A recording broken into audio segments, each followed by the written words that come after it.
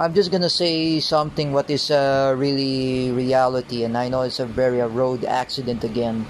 You know, this 13-year-old teenager who drive a vehicle and who bumped the Toyota Hiace van. Do you know that 13 years old is not liable to drive a vehicle? Or me, I'm a PWD. I never learned how to drive a car. Oh, Jude Golis and I, we never learned how to drive vehicle. Oh, this 13-year-old, it's a liable. You should tell the parents not to drive a car. Oh, look at Tony Labitag. Oh, when she is how old was Tony Labitag? Oh, 2006. She's 18 years old. Oh, she cannot liable to drive a car. Oh, even Miggy Labitag is 14. Oh, he cannot liable to drive a car. Oh, when the 13-year-old drive a car anyway and then bump the SUV into the van, it's not liable, guys. If you imagine in the Pepito Manaloto, Clarissa and Chito, Clarissa learns how to drive a car and bumped by a vehicle. Clarissa is a minor. She cannot learn how to drive a car. While Chito is a young adult. Oh, and you need the guardian. Oh, like before, when I say to the parents anyway, oh, for 13 years old, should not drive a car.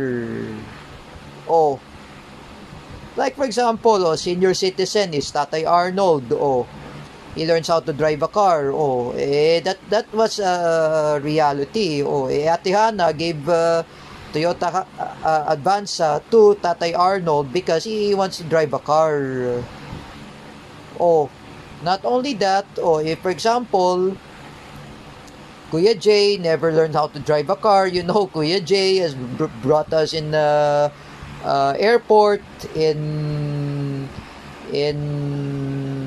before we go to Osaka in Japan and even in Tokyo in 2016. Kuya J bring us in the airport while he's driving a Toyota Innova. Oh, that time before we go to Tokyo, Japan in 2016 when I was with Ate Michelle and Nanay Banji. Oh, even Tony and Miggy were still kids yet. Oh, you know, for me, guys, 13-year-old should not drive a car. It will be cause an accident.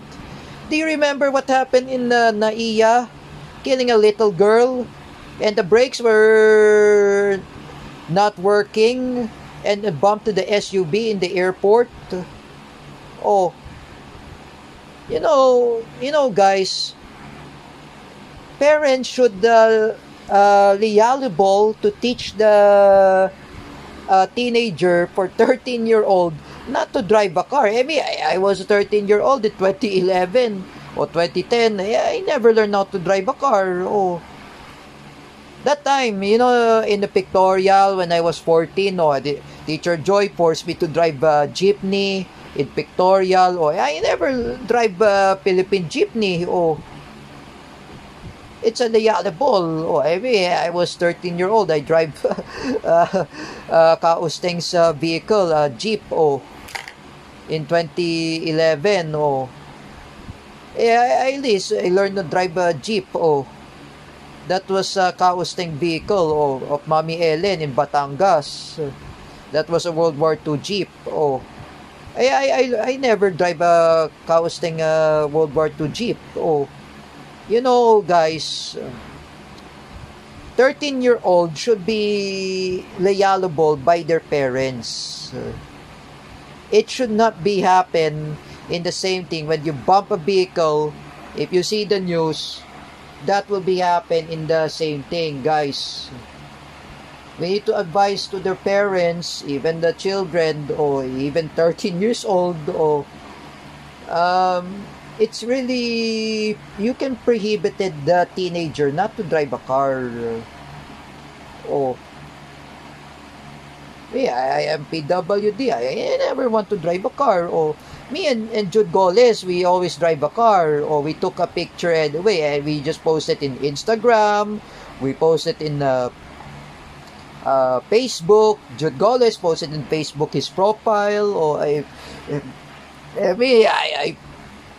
just drive Nissan Terra, Mitsubishi Mirage, or I just take a pictorial, just like Jude Goles. Or I never learned how to drive a car. Or you know what, guys? Driving a vehicle for 13-year-old should be liable by your parents. I was asked by JP Arceo, marunong ka bang maneho? I said, no. It's just a pictorial. Hindi po nagmamaneho ako. Just only pictorial. I say to JP Arceo, pictorial anyway. Guys, I just want to say to everyone, the parents should learn to teach the guidance, not to let the 13-year-old to drive a car. It will be bumped.